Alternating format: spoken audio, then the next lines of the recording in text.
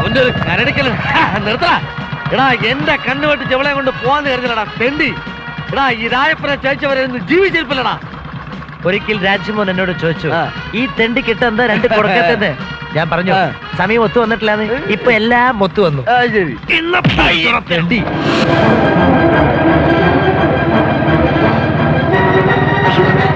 ചേട്ടാ ഒന്ന് വേഗം പോ, ഒന്ന് വേഗം പോകാൻ. രാജ്മോഹൻ പുറകെ തന്നെ ഉണ്ട്. അടുത്തെത്തി, ഒന്ന് വേഗം പോ മണിയേട്ടാ.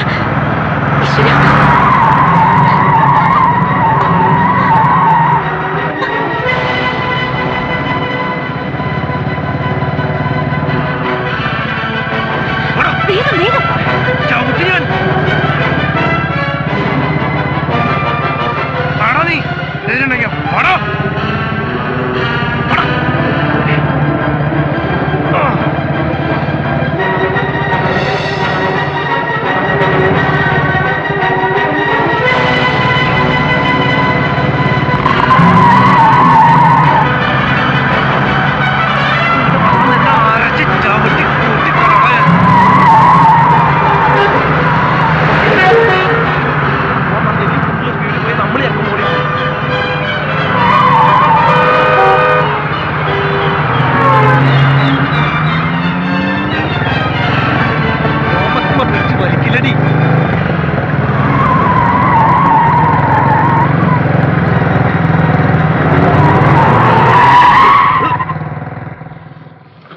ഏത് തണ്ടിയാടാ വണ്ടി കൊണ്ടത് വട്ടം വെച്ചത്?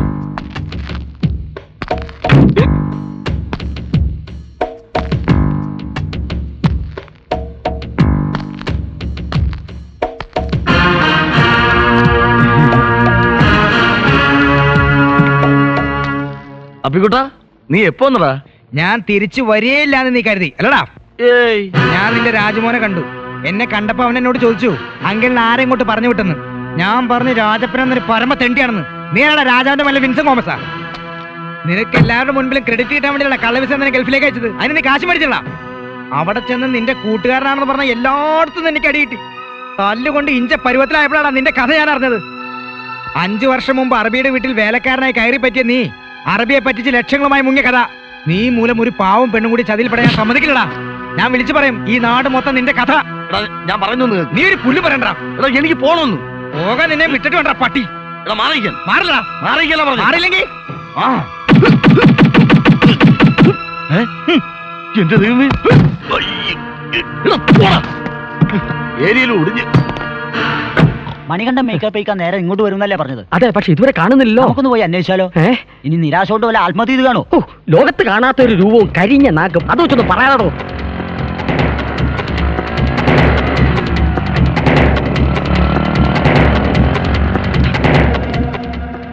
അയ്യോ, വേഷക്കാരനല്ലേ പോയത്? ഈ പോക്ക് മണിയെ പിടിക്കാൻ തന്നെ. ഷുവർ. വാടോ ആർപ്പുവിളി. ആർപ്പുവിളി അല്ല, ആർപ്പൂക്കര. ആ കരയല്ലേ? വണ്ടി സ്റ്റാർട്ട് ആവുമല്ലോ. ഡീസൽ ഉണ്ടോ?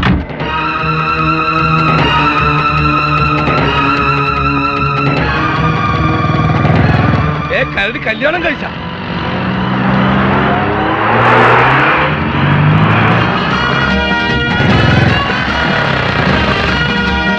ഇതിലെ മണ്ണെണ്ണ തീർന്നു തോന്നണേ.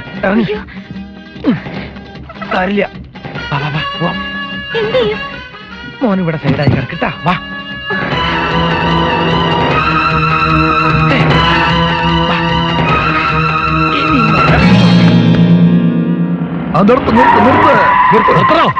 എന്തായി? അവന്റെ ബൈക്കായത്. അവൻ ഇവിടെ എവിടെയുണ്ട്. അവന്റെ ബൈക്കുണ്ട്. അവന് ഏരിയയിൽ എവിടെയുണ്ട്?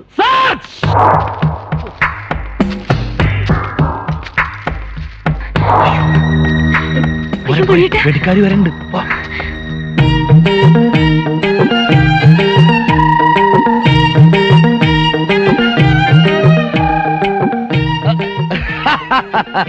നീ ഏത് കുഴലിനകത്ത് ഒളിച്ചാലും നിന്നെ ഞാൻ കണ്ടുപിടിക്കും.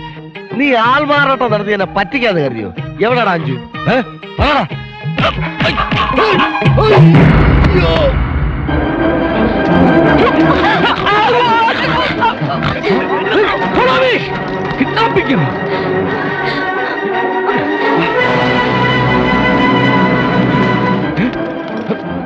ഇങ്ങോട്ട് പോയത് കരയുടെ കാൽപ്പാട് കണ്ടില്ലേ?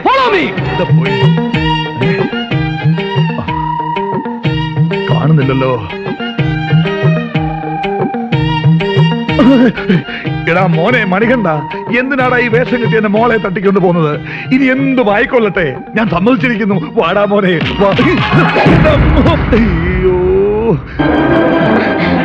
മോള് ഇവിടെ നിന്നോ. ആ വേട്ടക്കാരൻ കുറെ നാളെ എന്റെ പുറകെ നടക്കുന്നത്. ഞാൻ അവനൊന്ന് കണ്ടിട്ട് വരാം. ഇയാൾക്ക് കൊടുക്കത്തെ ഓട്ടം മാത്രമുള്ള ഇല്ലടോ, ചാട്ടം കൂടി ആവാ ഞാൻ.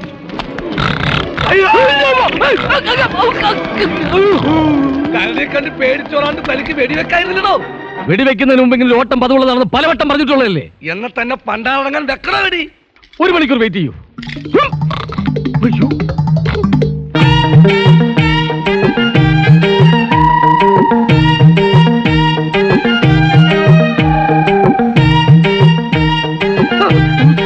അങ്ങനെ നീ അവളെ കെട്ടി സുഖമായിട്ട് ജീവിക്കാമെന്ന് കരുതണ്ട തെണ്ടി.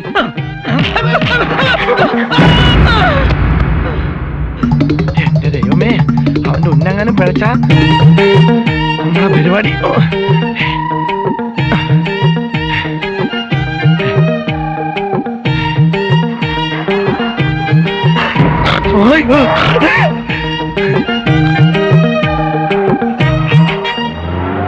നിർത്ത്. എന്താ ഇവിടെ നിൽക്കുന്നത്? മണികണ്ഠൻ എന്തി? ഞാനും മണിയേട്ടനെ നോക്കി നിൽക്കുക. എന്നാ വേഗം കാറിലോട്ട് കയറിക്കോ.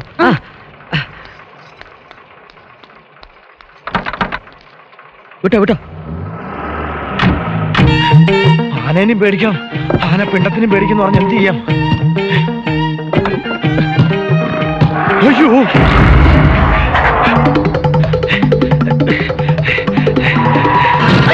ഞാൻ തെറ്റി ബ്രേക്ക് ഔട്ട്. നാളെ തട്ടിപ്പോയനല്ലോ. അയ്യോ, വാസന രക്ഷപ്പെട്ടു.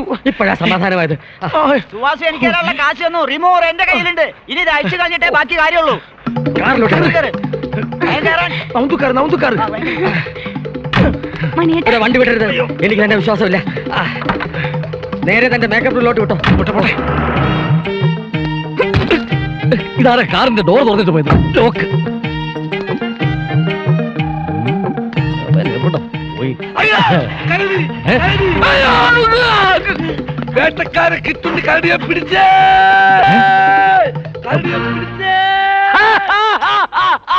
കരടിയെ ഞാൻ പിടിച്ചേ. കാറിനകത്തിട്ട് പൂട്ടി. അവനെ ജീവനോടെ പിടിക്കുക എന്നുള്ളത് എന്റെ ഒരു സ്വപ്നമായിരുന്നു. ഞാനത് ചെയ്തേ. കരടിയെ ഞാൻ പിടിച്ചേ.